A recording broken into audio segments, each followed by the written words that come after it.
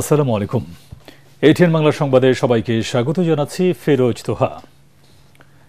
রাত পোহালি mini parliament খ্যাত ডাকসু নির্বাচনের ভোট গ্রহণ ৬ বছর পর কাল ঢাকা বিশ্ববিদ্যালয়ে মেতে উঠবে ভোট উৎসবে। তবে ডাকসু নির্বাচনের আগের দিন সাইবার অ্যাটাকের অভিযোগ করেছেন ছাত্রদল সমর্থিত ভিপি প্রার্থী আবিদুল ইসলাম খান।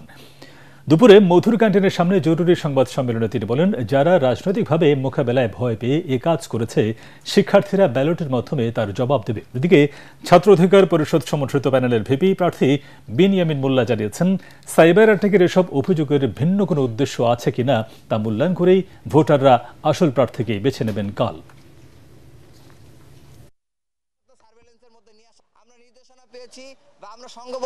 যারা এই অন্যায় পথকে বেছে নিয়েছে, যারা এই প্রপাগান্ডাকে বেছে নিতে চায়, সাইবার বুলিং করে রাজনৈতিকভাবে মোকাবেলা করতে না পেরে সাইবার বুলিং করে মোকাবেলা করতে চায়, প্রিয় ঢাকা বিশ্ববিদ্যালয়ের শিক্ষার্থীবৃন্দ, আপনারা আগামীকাল ৯ সেপ্টেম্বর ব্যালটের মধ্য দিয়ে তার জবাব ইনশাআল্লাহ আপনারা দেবেন, সেটা আমরা বিশ্বাস করি।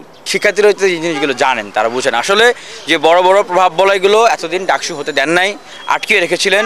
কারণ ডাকসু হলে তাদের ক্ষমতা তাদের হাতছাড়া হয়ে যাবে, তখন তারা জেতার জন্য সর্বশক্তি নিয়োগ করছেন। এখন তারা নেগোসিয়েশনের টেবিলে কাজ করছেন। দেখা যাবে যে তারা যদি তাদের ফলাফল ভালো করতে না পারেন বা তাদের প্রত্যাশার জায়গা ব্যত্যয় হতে থাকে, তখন দেখা যাবে যে তারা আরো নতুন নাটক নিয়ে হয়তো আগামীকালকে হাজির হবেন। দর্শক, এই মুহূর্তে ঢাকা বিশ্ববিদ্যালয় ক্যাম্পাসে আছেন সহকর্মী মিজান শাহজাহান। আমরা এখন সরাসরি চলে যাচ্ছি তার কাছে। মিজান, ডাকসু নির্বাচনের ভোট আয়োজনের সবশেষ প্রস্তুতি কেমন দেখছেন?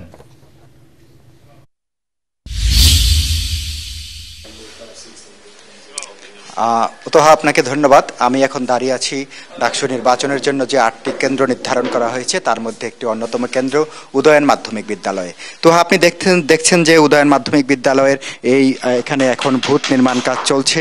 ডাকসু নির্বাচনের যারা কর্মী রয়েছেন তারা এখানে কাজ করছেন, বুথ নির্মাণের জন্য তারা কাজ করছেন।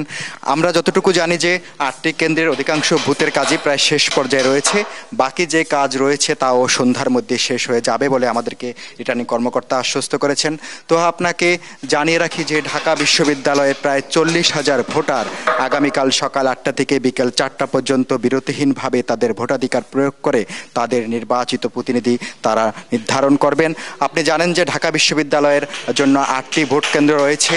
সেই 8টি ভোট কেন্দ্র হলো কার্জন হল, শারীরিক শিক্ষা কেন্দ্র, টিএসসি, ঢাকা বিশ্ববিদ্যালয় ক্লাব, সিনেট ভবন, উদয়ন স্কুল অ্যান্ড কলেজ, ভূতত্ত্ব বিভাগ ও university laboratory school and college. এর মধ্যে রোকেয়া হলের শিক্ষার্থীরা ভোট দেবেন টিএসসি কেন্দ্রে এবং শামসুনার হলের শিক্ষার্থীরা ভোট দেবেন university laboratory school and college কেন্দ্রে। আর আমি যে কেন্দ্রে দাঁড়িয়ে আছি এটি উদয়ন মাধ্যমিক বিদ্যালয়। উদয়ন মাধ্যমিক বিদ্যালয়ে ভোট দেবেন শেখ মুজিবুর রহমান হল, জিয়াউর রহমান হল, মাস্টারদা সূর্য সেন হল ও কবি জসিমউদ্দিন হলের শিক্ষার্থীরা। এভাবেই ভাগ করে দেওয়া হয়েছে যে 8টি কেন্দ্রে শিক্ষার্থীরা ভোট দেবেন। প্রধান রিটার্নিং কর্মকর্তা আমাদের যেটি জানিয়েছেন যে সকাল 8টা থেকে যদি বিকেল 4টা পর্যন্ত বিরতিহীনভাবে সব ভোটার ভোট দেন, 40,000 ভোটারের ভোট দেওয়ার জন্য প্রত্যেক শিক্ষার্থী কমপক্ষে 10 মিনিট করে সময় পাবেন। তারা বলছেন যে নির্ধারিত সময়ের মধ্যে যদি শিক্ষার্থীরা এখানে আসেন সবাই ভোট দেওয়ার সুযোগ পাবেন। এবং তিনি এও আশ্বস্ত করেছেন আমাদেরকে প্রধান রিটার্নিং কর্মকর্তা যে যারা লাইনে 4টার মধ্যে দাঁড়াবেন তাদের সবার ভোট নেওয়া হবে, সেটা 5টা 6টা 7টা যাই বাজুক না কেন, কিন্তু 4টার মধ্যে দাঁড়াতে হবে।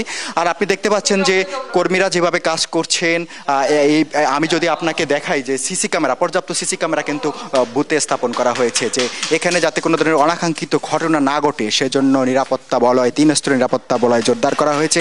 আমরা যখন ক্যাম্পাসে কিছুক্ষণ আগে ঘুরেছি আমরা দেখেছি যে এখানে পুলিশের পোশাকধারী পুলিশের পাশাপাশি সাদা পোশাকেও আইন শৃঙ্খলা বাহিনীর সদস্যরা টহল দিচ্ছেন, তারা গোয়েন্দা তৎপরতা চালাচ্ছেন। একই সঙ্গে আমরা বিজিবিকেও টহল দিকে দেখেছি। তবে সেনাবাহিনীকে মোতায়েনের ব্যাপারে কোনো সিদ্ধান্ত হয়নি। এগুলো নিয়ে সামাজিক যোগাযোগ মাধ্যমে নানা ধরনের গুজব ছড়ানো হচ্ছে। বাস্তবতা হচ্ছে যে সেনাবাহিনীকে নিয়োগের ব্যাপারে কোনো সিদ্ধান্ত হয়নি। তবে সেনাবাহিনী থেকে যেটি আইএসপিআর থেকে জানানো হয়েছে যে তারা প্রস্তুত রয়েছেন, যদি বিশ্ববিদ্যালয়ের তাদের চাহিদাপত্র দেয় যে তাদের কোনো প্রয়োজনে তাদেরকে দরকার আছে তারা সহায়তা করবেন। কিন্তু আপাতত তাদের কোনো এখানে দায়িত্ব পালনের কোনো অভিলাষ বা তাদের সাথে কোনো আনুষ্ঠানিক কথাবার্তা হয়নি। তারা সামাজিক যোগাযোগ মাধ্যমে কোনো ধরনের গুজবে কান না দেওয়ার জন্য আইএসপিআর থেকে আহ্বান জানানো হয়েছে। তোহা, মোটামুটি এই হচ্ছে ডাকসু নির্বাচনের প্রস্তুতি। আগামীকাল সকাল 8টায় ভোট হবে। আমরা প্রার্থীদের সঙ্গে কথা বলার চেষ্টা করছি। তারা যেটি আমাদের জানিয়েছেন যে জয়ের ব্যাপারে তারা সবাই আশাবাদী। তারা চাচ্ছেন যে এতদিন ধরে যে শান্তিপূর্ণ পরিবেশ বিরাজ করছিল, আগামীকাল ফলাফল ঘোষণা পর্যন্ত যেন সেই শান্তি শান্তিপূর্ণ পরিবেশটি অব্যাহত থাকে। তো এই হচ্ছে মোটামুটি ডাকসু নির্বাচনের এই মুহূর্তে আমার কাছে সবশেষ খবর। পরবর্তী সংবাদে বিষয়ে আপনাকে আরো বিস্তারিত জানাতে পারবো। তোহা, আপনাকে ধন্যবাদ। ডাকসু নির্বাচনে প্রার্থিতা ও ব্যালট নম্বর পুনর্বহালের নির্দেশনা চেয়ে নিষিদ্ধ ঘোষিত ছাত্রলীগের জুলিয়াস সিজার তালুকদারের রিট সরাসরি খারিজ করে দিয়েছে হাইকোর্ট।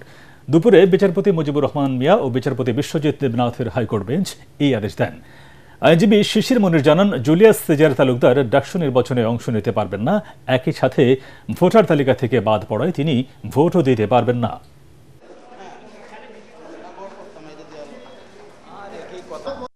তারা চেয়েছিলেন রুল তার প্রার্থিতা ফিরিয়ে দেওয়ার জন্য, তাকে ব্যালট পেপার দেওয়ার জন্য এবং ভিপি পদে নির্বাচন যেন স্টে করা হয়, সেই জন্যই তারা চেয়েছিলেন। তো আজকে মাননীয় হাইকোর্ট ডিভিশন তার এই রিট পিটিশনটি সামারেলি রিজেক্ট করে দিয়েছেন। তার অর্থ হলো আগামীকালকে তিনি প্রার্থী হতে পারবেন না, তিনি নির্বাচনে কন্টেস্ট করতে পারবেন না, ভোটার তালিকাও তার নাম থাকবে না এবং আগামীকালকে যথারীতি সকাল 8টায় ঢাকা বিশ্ববিদ্যালয়ের সেন্ট্রাল স্টুডেন্ট ইউনিয়ন ডাকসুয়ের নির্বাচন অনুষ্ঠিত হবে। তারেক রহমানের নেতৃত্বে টেকসই গণতন্ত্র নিশ্চিত হবে এমন প্রতিশ্রুতি দিয়ে বিএনপি মহাসচিব মির্জা ফখরুল ইসলাম আলমগীর বলেছেন, ফ্যাসিস্ট শাসন ব্যবস্থায় ধ্বংস হওয়া প্রতিষ্ঠানগুলো শক্তিশালী করা হবে। এজন্য রাজনৈতিক দল হিসেবে বিএনপিকে শক্তিশালী করতে সকলকে ঐক্যবদ্ধ থাকার আহ্বান জানান তিনি। ঠাকুরগাঁও সরকারি বালক উচ্চ বিদ্যালয়ে বড় মাঠে জেলা বিএনপির দ্বিবার্ষিক সম্মেলনের উদ্বোধনী অনুষ্ঠানে মির্জা ফখরুল এসব কথা বলেন। বিএনপির ভাইস চেয়ারম্যান শামসুজ্জামান দুদু ও রংপুর বিভাগীয় সাংগঠনিক সম্পাদক আসাদুল হাবিব দুলু এ সময় উপস্থিত ছিলেন। বিকেলে বিএনপির ভারপ্রাপ্ত চেয়ারম্যান তারেক রহমান সম্মেলনে প্রধান অতিথি হিসেবে বক্তব্য রাখবেন। প্রায় 8 বছর পর ঠাকুরগাঁও জেলা বিএনপির সম্মেলন অনুষ্ঠিত হচ্ছে।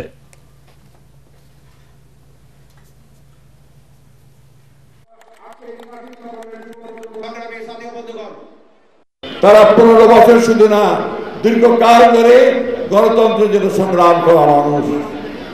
আজকে আপনারা যারা আছেন, আপনারা সবাই সেই সংগ্রাম লড়াই করেছেন।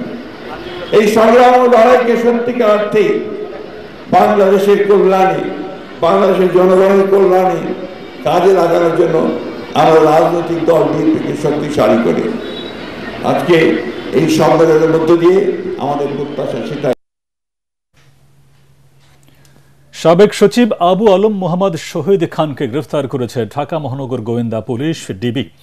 দুপুর 12টার দিকে রাজধানীর স্কাটনের বোরাক টাওয়ারের নিজ বাসা থেকে তাকে গ্রেফতার করা হয়।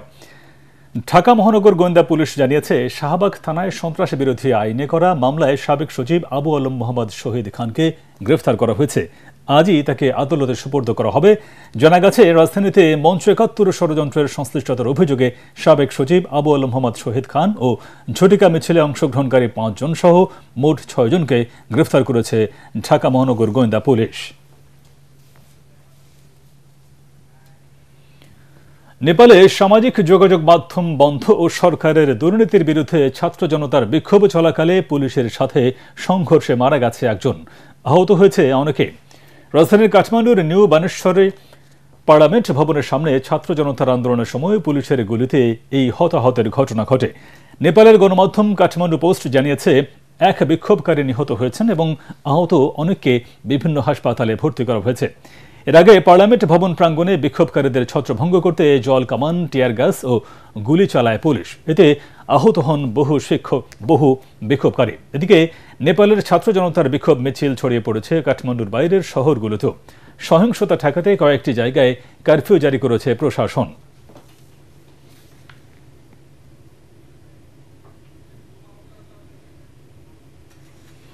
পরবর্তী সংবাদ দেখার আমন্ত্রণ জানিয়ে এখনকার মতো শেষ করছি। ATN বাংলার সংবাদ ইউটিউবে দেখতে ব্রাউজ করুন, youtube/ATN বাংলা নিউজ। ধন্যবাদ সবাইকে।